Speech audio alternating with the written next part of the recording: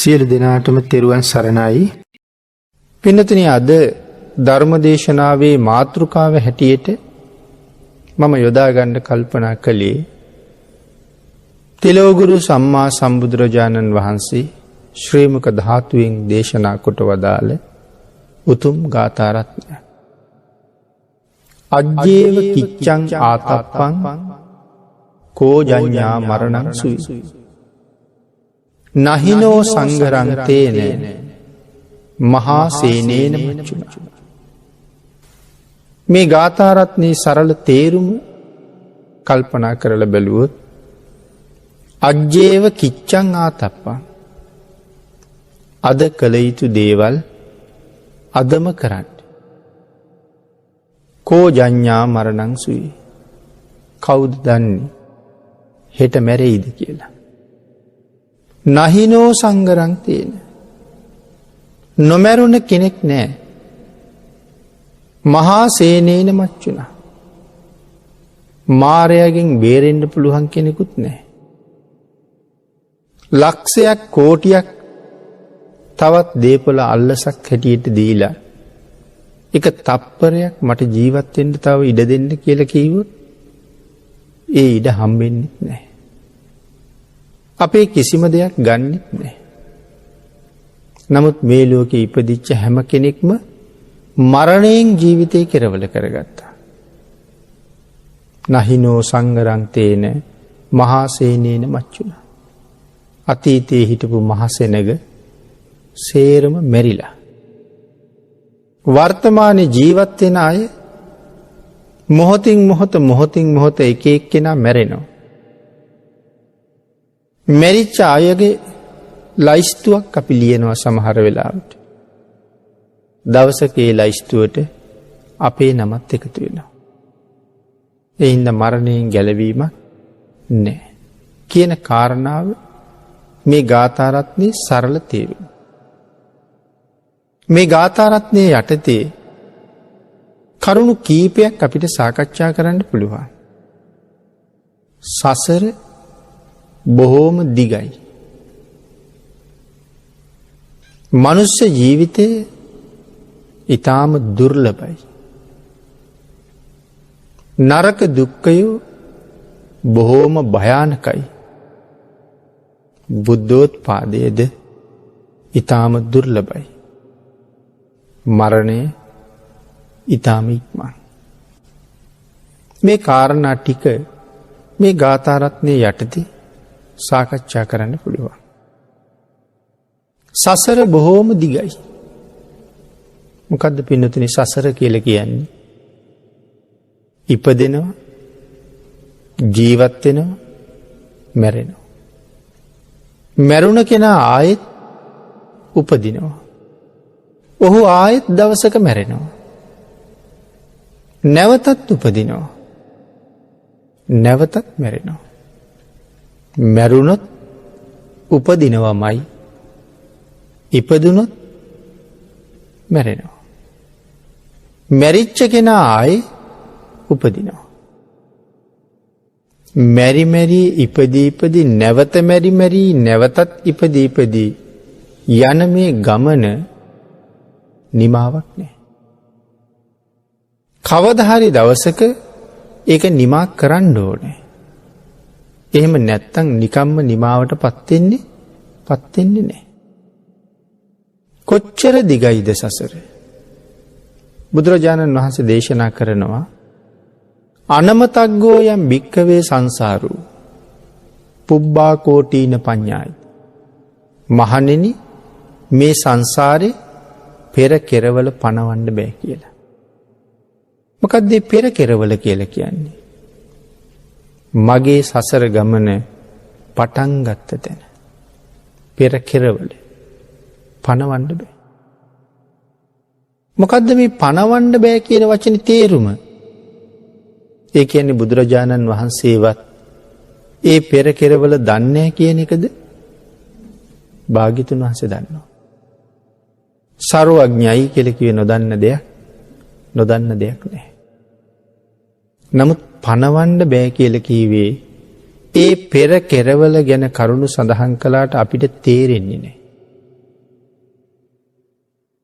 ඉලක්කමින් කීව මේ ලෝකේ කතා කරන්න තියෙන අන්තිම ඉලක්කම අසංඛ්‍යයි.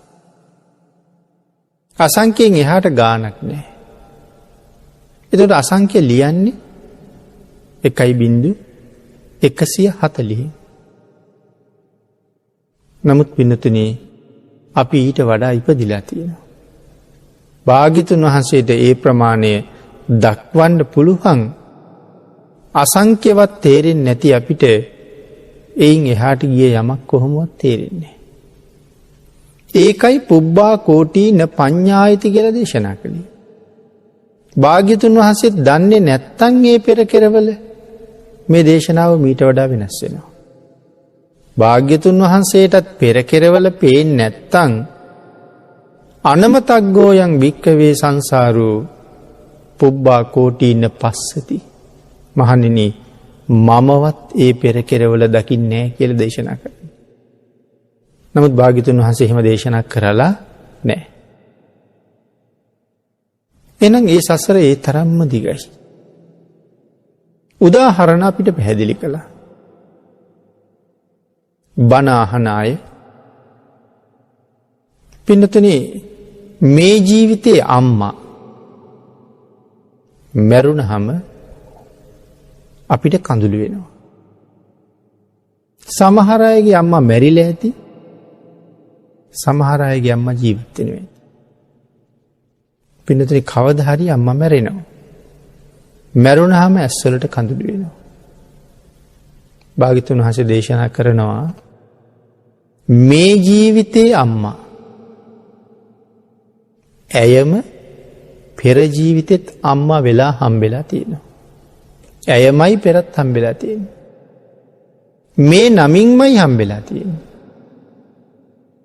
පෙරත් මම ඇගේ දුව පුතා වෙලා ඇය නැති වුණාම ඇඬුවා. මෙදත් ඇය නැති වුණාම අඬනවා. මේ අම්මා වෙනුවෙන් සංසාරේ අඬාපු කඳුළු කොච්චරද කියලා භාග්‍යතුන් වහන්සේ සඳහන් කරනවා. මහණෙනි එකම අම්මා වෙනුවෙන් සසර හලාපු කඳුළු මහා සාගරයේ ජලයට වඩා වැඩි කියලා. දැන් මේ උපමාවවත් අපිට තේරෙන්නේ නැහෙනි පින්නතුනි. මහා සාගර ජලය වගේ කියලා කියවනම් ඒකත් එකක්. නමුත් කොහොමද දේශනා කළේ මහා සාගර ජලයට වඩා වැඩි කියලා. දැන් එහෙනම් මේක වැටහෙන්න සාගරය ගැන පුංචි හරි අවබෝධයක් තියෙන්න ඕනේ. අපිට මහ මුහුද තේරෙන්නෙත් නෑනේ. අපි මහ මුහුද ගැන දන්නෙත් නෑනේ. කොච්චර ජඹුරද කියලා දන්නෙත් නෑ. ප්‍රමාණයක් දන්නෙත් නෑ. මේ මුළු ලෝකෙටම තියෙන්නේ එක මුහුදයි. මුහුදවල් ගොඩක් නෑනේ. එකයි තියෙන්නේ. සාගර එකයි. ඉතින් අපිට ඒක තේරෙන්නේ නෑ එතකොට. පින්නතුනි සාගරය එකයි කියලා කීවේ. දැන් මහ පොළොව ගත්තාම එකයිනේ. නමුත් තැන තැන මහ පොළොව එක එක නම් වලින් හඳුන්වලා තියෙනවා ප්‍රදේශය. දැන් කොළඹ ගත්තොත් කොළඹ 7 කොළඹ 8 එහෙම හඳුන්වනවා. එතකොට මරදාන බොරැල්ල දෙහිවල නුගේගොඩ මේ විවිධ නම් යොදලා තියෙනවා. නමුත් එකම මහ පොළොවනේ. වෙන වෙන නම් වලින් හඳුන්වනවා මේ ප්‍රදේශය. මහ මුහුදත් එහෙමනේ. දැන් අපි අපේ රට වටේට තියෙන මුහුදට කියනවා ඉන්දියන් සාගරය කියලා. තව පිරිසක් කියනවා පැසිෆික් සාගරය කියලා තව පැත්තක්. තව පිරිසක් ඇට්ලාන්ටික් සාගරය කියනවා තව පැත්තක. ඉතින් අර මහ පොළොව හැඳින්නුවා වගේ තැන් තැන් වල සාගරයට නම් තියලා තියෙනවා මිසක් මහ මුහුදේ සීමාවක් නැහැ.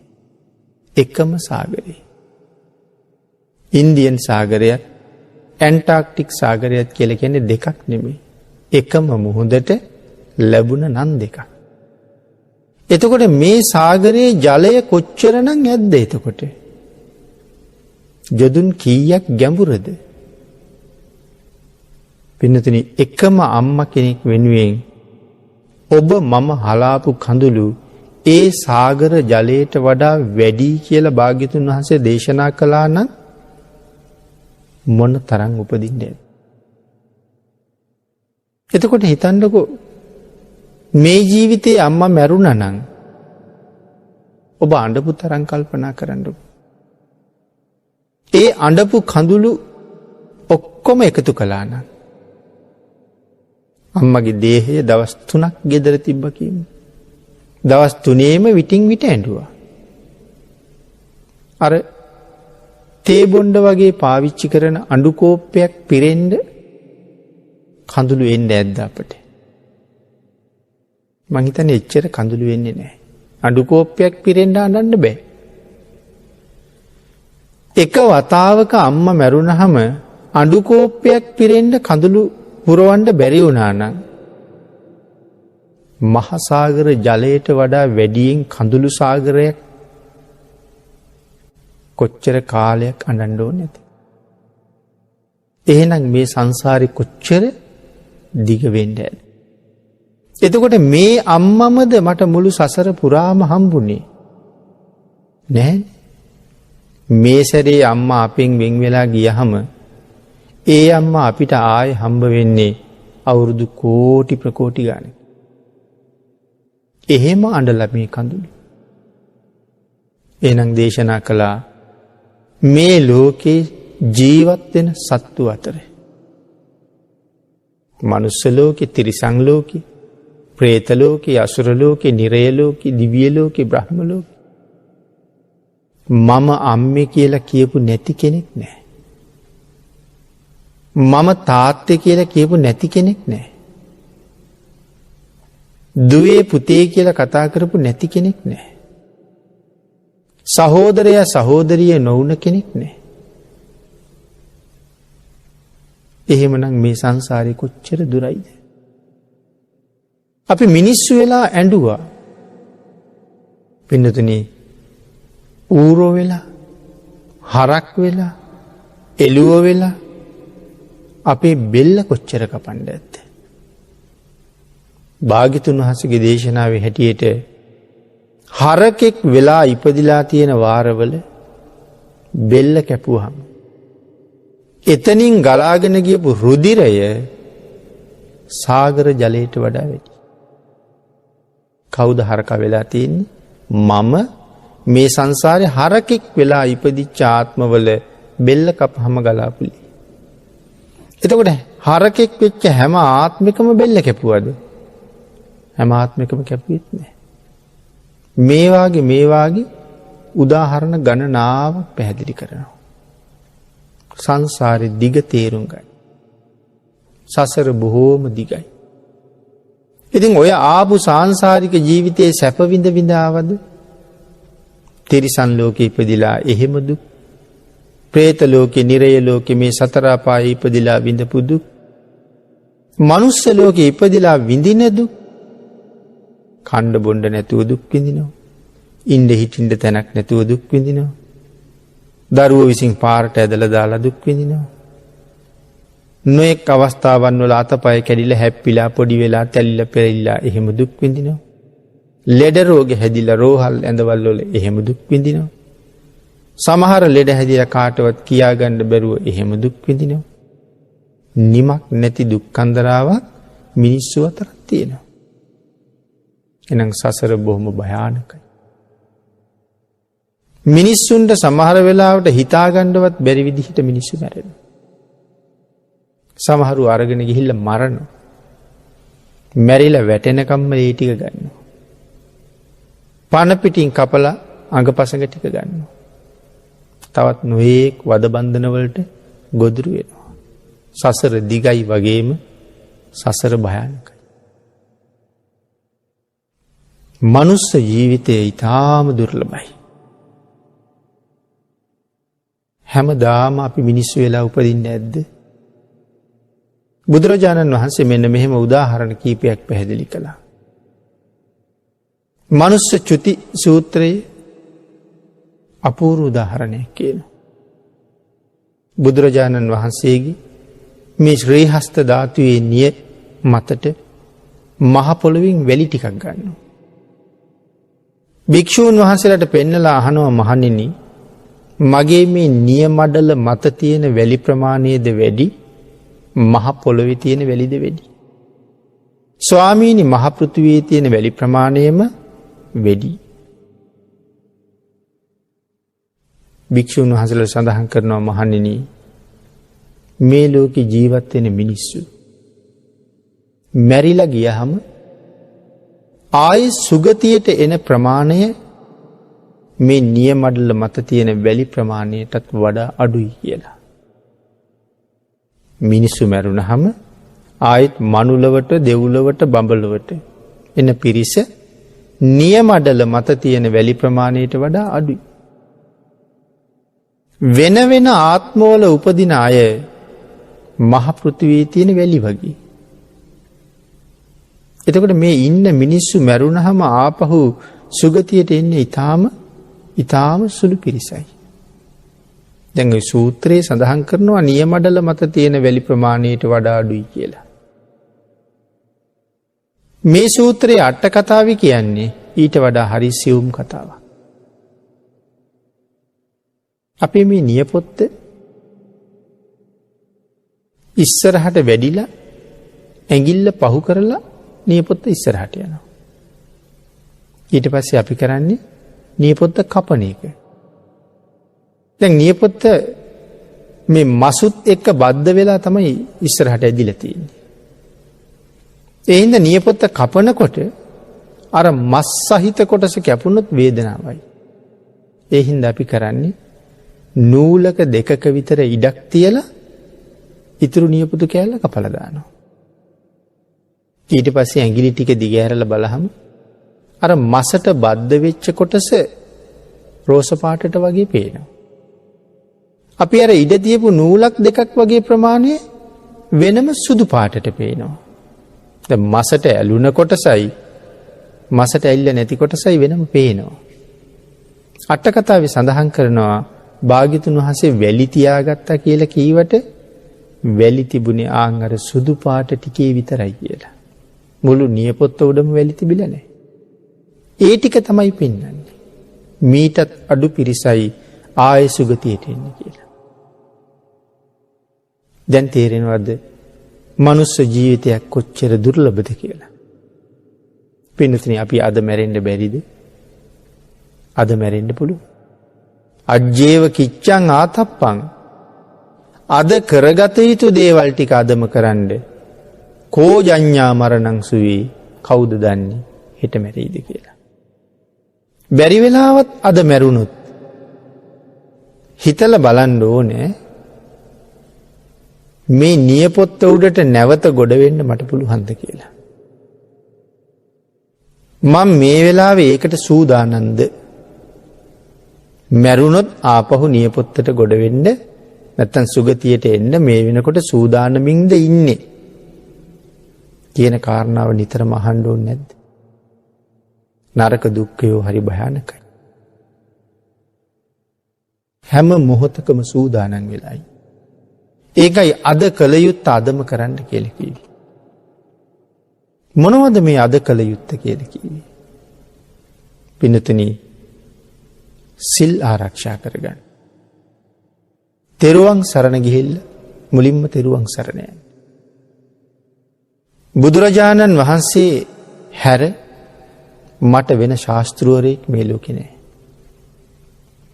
මම බුදුන් සරණ යනවා. නත්ති මේ සරණං අඤ්ඤං බුද්ධෝ මේ සරණං වරං. භාග්‍යතුන් වහන්සේ හැර මට වෙන සරණක් නැහැ.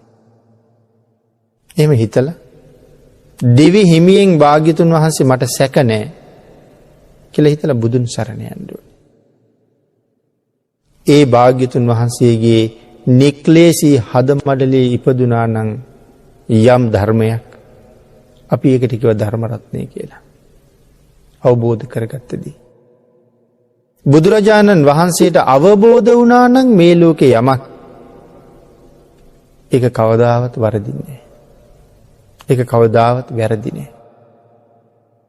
අපිට අවශ්‍ය ප්‍රමාණය දේශනා කරලා තියෙනවා. දේශනා කරපු ධර්මයට වඩා නොකළ ධර්මයේ බොහොමයි. භාග්‍යතුන් වහන්සේගේ ඥානය අපි කියන්නේ සරුවඥතා ඥානය කියලා. මේ විශ්වය කොපමණද? භාග්‍යතුන් වහන්සේගේ ඥානය එපමණයි. භාග්‍යතුන් වහන්සේගේ ඥානය කොපමණද? මේ විශ්වය එපමණයි. නොදන්න දෙයක් සරුවඥතා ඥානය තුළ නැහැ. ඒ අවබෝධයේ තියෙන මහා පුරුෂෝත්තමයන්න් වහන්සේ ඔබට මට සසරින් ගැලවෙන්න අවශ්‍ය ප්‍රමාණය දේශනා කොට වදාළා. ඒ ධර්ම රත්නය මට සැක නැහැ. මුළු ජීවිතයෙන්ම බුද්ධ ධම්ම කියන මේ රත්නයන් දෙකට අනුව තමන්ගේ ජීවිතේ පවත්වනවා කියලා යම් කෙනෙක් පොරොන්දු වුණා නම්, බුද්ධ රත්නයට ධර්ම රත්නයට අනුව ජීවිතේ පවත්වන්න පොරොන්දු වෙලා යම් කෙනෙක් කටයුතු කරන්න පටන් ගත්තා නම්, ආන් ඒ අයට කියනවා මහා සංඝ කියලා. භාග්‍යතුන් වහන්සේට අනු ධර්ම රත්නයට අනු සිල් ගුණ දියුණු කරගෙන අන්‍යයන්ට මහා උපකාරයක් කරමි. මහා සංඝ රත්නයේ හැසිරෙනවා. ඒ සංඝ රත්නයේ මට සැක නැහැ. මම ඒ සංඝ රත්නයේ සරණ යනවා. මේ තුනුරුවන මට සැක නැහැ. එහෙම හිතලා තෙරුවන් සරණ යන්න ඕනේ. එදාට තමයි අපිට බෞද්ධයෙක් වෙන්න පුළුවන් වෙන්නේ. තෙරුවන් සරණ ගියපු කෙනා විතරයි බෞද්ධ.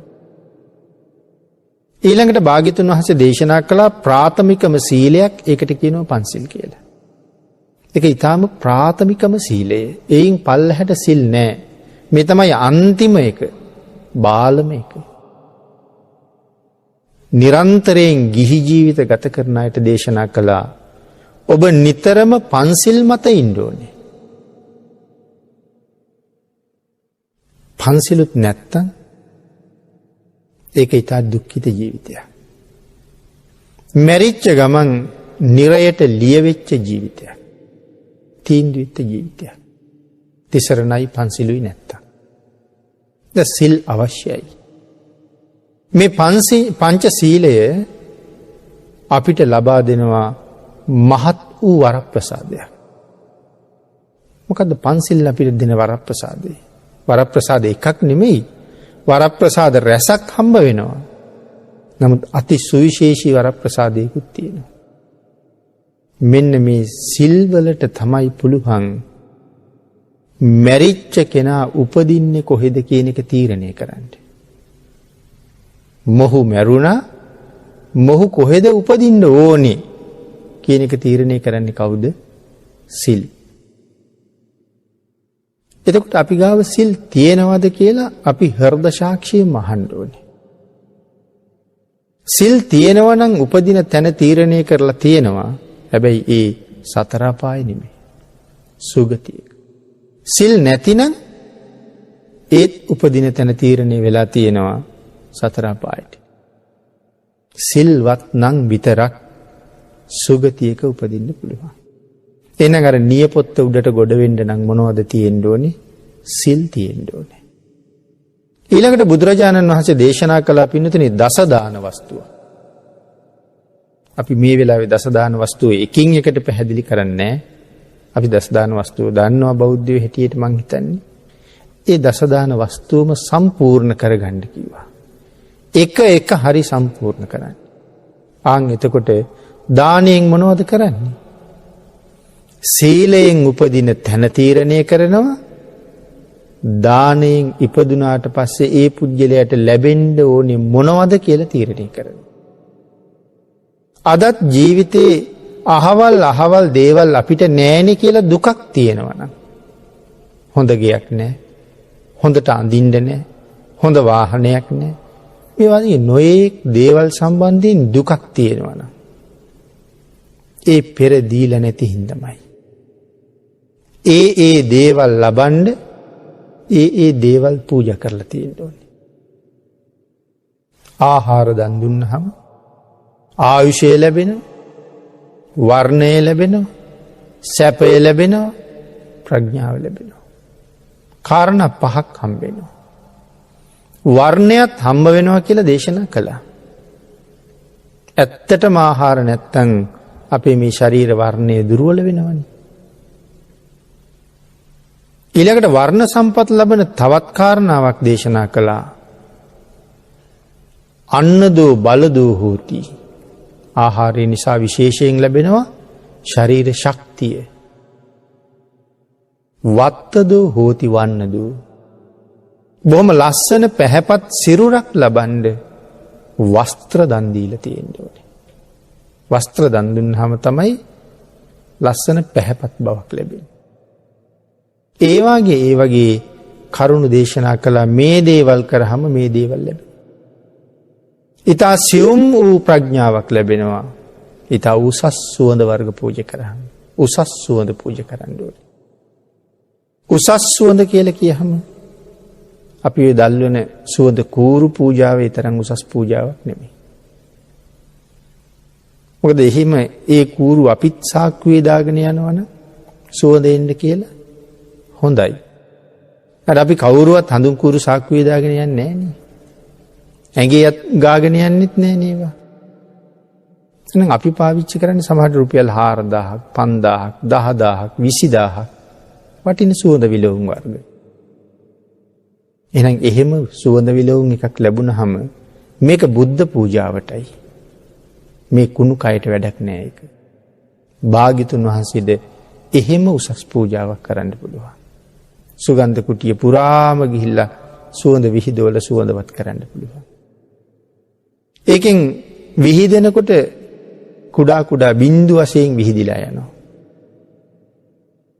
මම පූජා කරපු මේ සුවඳ පූජාව මේ සුවඳ බින්දු ගානට සංසාරේ මට මහා ප්‍රඥාවක් ලැබෙන්න ඕනේ. ප්‍රාර්ථනා කරන්න පුළුවන්. එහෙම කරුණ ධර්මයේ තියෙනවා. ඒ උසස් සුවඳක් පූජා කරාම හොඳ ප්‍රඥාවක් ලැබෙනවා. පෙරහංකඩ වගේ දේවල් පූජා කරාම දීර්ඝායුෂ ලැබෙනවා. පෙරහංකඩයකින් මොනවද කරන්නේ? අපි හිතන්නේ නෑ මේවා ලොකු පූජාවල් කියලා. පෙරහංකඩයක් රුපියල් 20ක් විතර ඇති. ඉතින් ඒක පූජා කරන්න නිකන් ලැජ්ජයි වගේ. නමුත් පෙරහංකඩෙන් කරන්නේ අපේ ශරීරයට අහිතකර දේවල් පෙරලා හොඳ ටික අපිට දෙන එක. වතුරනේ පෙරන්නේ ඕකෙන්.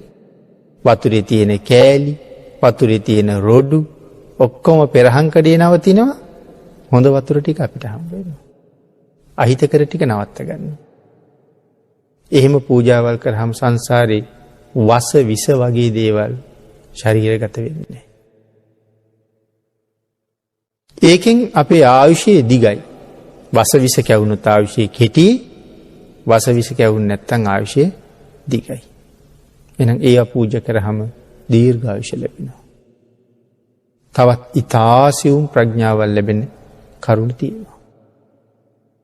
කෙනෙක් වැඩි සලකන එකක් නෑ ඉදිකටු පූජාව ගැන. සමහරට රුපියල් 2-3කින් ඉදිකට්ටක් ගන්න පුළුවන්. ඉතින් පූජා කරන්නේ නෑ කවුරුවත්. පූජා කරන අය ඉන්නවා නම් විශේෂයෙන් අරගෙන ඉදිකටු පූජාවක් කරන්නේ නෑ. අඩුයි. ඊට සුළු මුදලක් බව ඇත්ත. නමුත් අපේ පින්නතුන් හිතන්නකෝ මේ ඉදිකට්ටෙන් කරන වැඩේ මේ ලෝකේ වෙන මොකෙන්ද කරන්න පුළුවන් කියලා. ඉදිකට්ටෙන් කරන වැඩේ වෙන මොකෙන්වත් කරන්න බෑ. එහෙනම් ඉදිකට්ටක් ඕන වෙච්ච වෙලාවට ඒ වැඩේට ඉදිකට්ටම ඕනේ. එතනයි වටිනාකම තියෙන්නේ. මැණික් ගලක් දුන්නත් ඉදිකට්ටෙන් කරන වැඩේ කරන්න බෑනේ. රත්තරන් ගෙනහිල්ලා දුන්නත් ඉදිකට්ටෙන් කරන වැඩේ කරන්න බෑනේ. එහෙනම් ඉදිකට්ටක්ම ඕනේ. ඊටාම සියුම් ප්‍රඥාවල් ලබන්න තවත් හේතු වෙන මහා ආනිසංස තියෙන පූජාවක් ඉදිකටු පූජාව. ධර්මයෙන් මේ කරුණ හොයන්න ඕනේ. දානය ගැන සඳහන් කරනකොට මේ කරුණ හොයන්න ඕනේ. අපේ දහම් පොත්පත්වල ඒ පූජාවල් වල ආනිසංස වෙනම පැහැදිලි කරලා තියෙනවා. ඒවා දැනගෙන එවන් හැම පූජාවක්ම ජීවිතේ කරගෙන තිබුණාම සසරට අඩුපාඩුවක් නැතුව හැමදේම ලැබෙනවා. ආන් ඒකයි කිව්වා ජීව කිච්ඡං ආතප්පං අද කල යුතු දේවල් අතම කරන්න. මේ ජීවිතයේ ඉඳගෙන පින් රැස් කරනවා කියලා කියන්නේ ඇත්තටම මොනවද? මා පුණ්‍ය භායි කියන සූත්‍ර දේශනාවේ භාග්‍යතුන් වහන්සේ දේශනා කරනවා මහණෙනි මතු සංසාරේ ජීවිතවල අනාගතයේ සැප බලාපොරොත්තු වෙනවා නම් යම් කෙනෙක් ඒ පුද්ගලයා මොනවද කරන්න ඕනේ? අනාගතයේ සැප බලාපොරොත්තු වෙනවා නම් දුකක් නැතුව ජීවත් වෙන්න බලාපොරොත්තු වෙනවා නම් ඔහු කරන්න ඕනේ ඔහු කළ යුතු පින්නතුනි පින් කරන එක. මහණෙනි මේ ලෝකේ පින කියලා දෙයක් තියෙනවද? මහණෙනි පින කියලා කියන්නේ සැපයට නම. පින කියලා කියන්නේ සැපයට නම. එහෙනම් කෙනෙක් පින් රැස් කරනවා කියලා කියන්නේ සැප රැස් කරනවා කියන එක. අනාගත ජීවිතේ දුකක් නැතුව ජීවත් වෙන්න දෙයක් හොයනවා. නමුත් ප්‍රඥාව නැති අය මෙලව ලෞකික සම්පත් වෙනුවෙන් විතරක් රෑදවල් දෙකේම මහන්සි වෙනවා.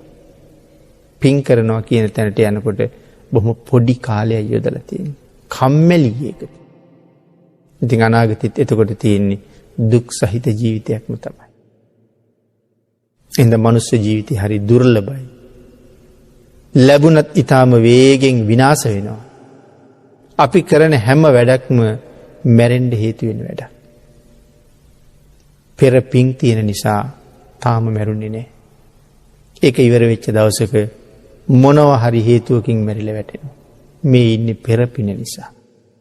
දැන් එහෙනම් මේ ඉන්න මොහොතක් ගානේ වියදම් වෙන්නේ මොනවද?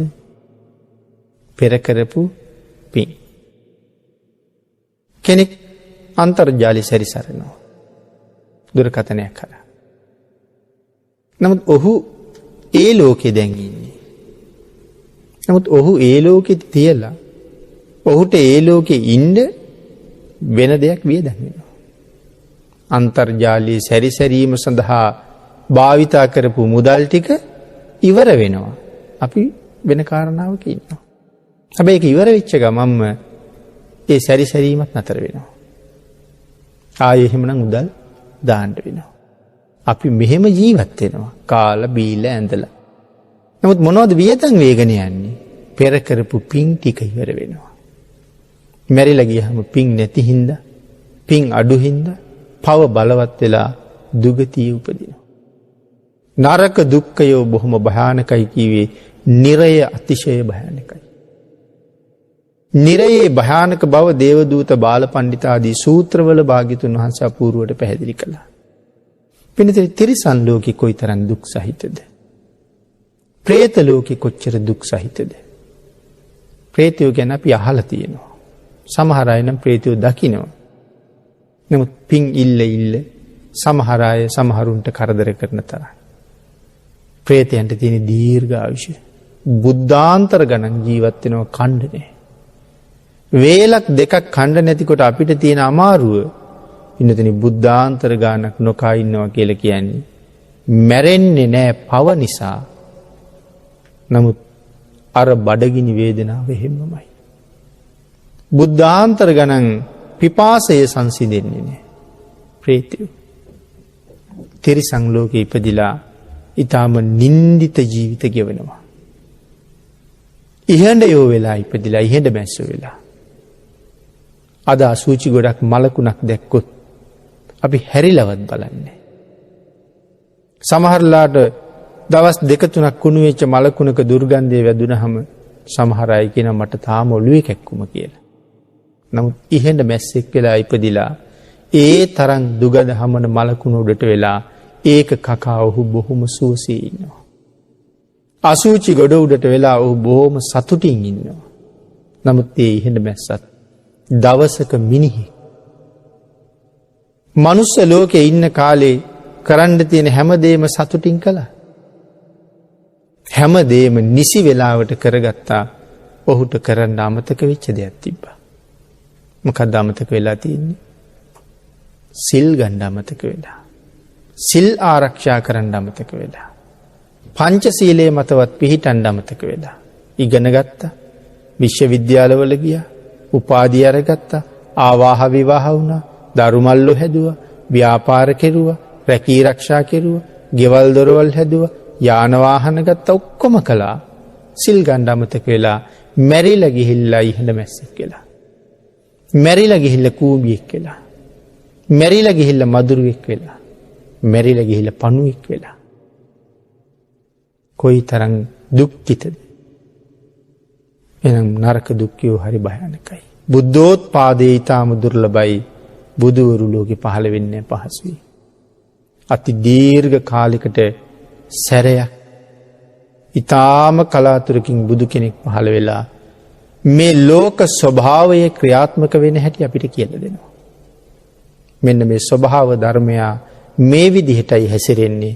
ස්වභාව ධර්මයට යමෙක් විරුද්ධද ඔහුට ස්වභාව ධර්මය දඬුවම් කරනවා. යමෙක් ඒ ස්වභාව ධර්මයට අනුගතද ඔහුට රැකවරණයක් තියෙනවා. ඔක අපි දන්නේ නැහැනේ. බුද්ධෝත්පාද කාලෙත් අබුද්ධෝත්පාද කාලෙත් පවම තමයි. නමුත් අපි දන්නේ. කලාතුරකින් බුදු කෙනෙක් පහළ වෙලා අපිට කල යුත්ත නොකල යුත්ත සිහි කැඳවලා දෙනවා.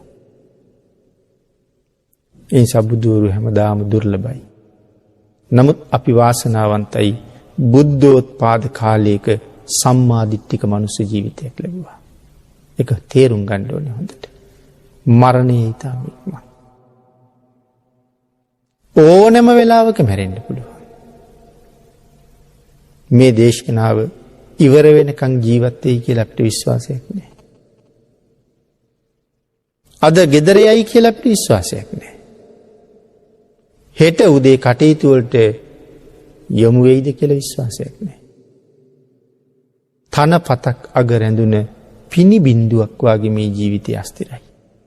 කොයි වෙලාවෙ පිනි බින්දුව වැටීද දන්නේ. මේ ශරීරයේ ඉන්ද්‍රියන් කොයි වෙලාවෙ නතර වෙයිද දන්නේ. හැම ඉන්ද්‍රියකටම යම් යම් වෙලාවක විවේක තියෙනවා. අපි නිදාගත්තත් ඉන්ද්‍රියන් ක්‍රියාත්මකයි. සමහර ඉන්ද්‍රියන්ට විතරයි විවේක තියෙන්නේ. නිදාගත්තාම ඇහැට විවේකයක් තියෙනවා. නිදාගත්තාම කටට විවේකයක් තියෙනවා. නිදාගත්තාම අතපයට විවේකයක් තියෙනවා. නිදාගත්තාම මොකද දේවල් හිතන්නේ නැති නිසා හිතටත් විවේකයක් තියෙනවා.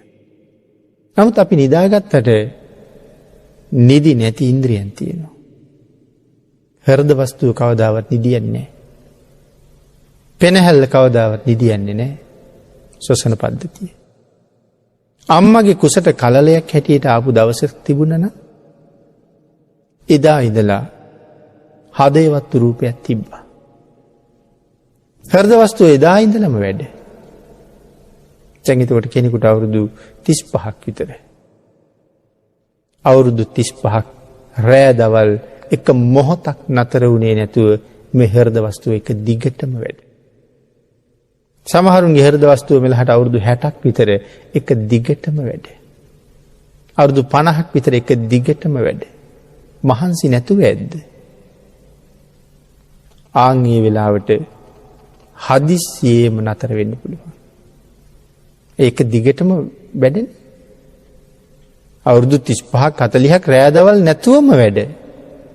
ඉතින් හදිසියේ නතර වුණා. වාහනයක් වුණත් එහෙමනේ. රත් වෙලා නවතිනවා. ඉතින් මේ හෘද වස්තුවත් වැඩ කරලා කොයි වෙලාවෙ නවතියද දන්නේ. සමහර වෙලාවට නොයෙක් ප්‍රශ්න. රුධිර ගමන් කරන ආල සමහරුන්ගේ හීන් වෙලා. ඉතින් ඒ තැන් වලට ගිහලා තෙරපිලා කවුද දන්නේ මේ වෙලාවේ තෙරපෙමින්ද තියෙන්නේ කියලා. හදිස්සි පුපුරපු ගම ඒත් ජීවිතේ ඉවරයි. ලේ කැටියක් හැදිලා ඇවිල්ලා හිර වෙච්ච ගම ඒත් සමහරට සදහටම අබ්බගත වෙන්නත් පුළුවන්. නැත්තම් ඉවරම වෙලා ජීවිතේ නැති වෙන්න. එතකොට එහෙමනේ අස්තිර ජීවිතයක් නෙමෙයි අරන් ඉන්නේ. මේක මේ අනිත්‍යයි කියවට ඔක තේරුන්නේ නැහනේ. ඉතින් එහෙම කොයි වෙලාවෙ නවතීද දන්නේ. ඒ හින්දා මරණය ඊටම ඉක්මන්. ඒක තව අවුරුදු 10ක් විතර යන්නත් පුළුවන්.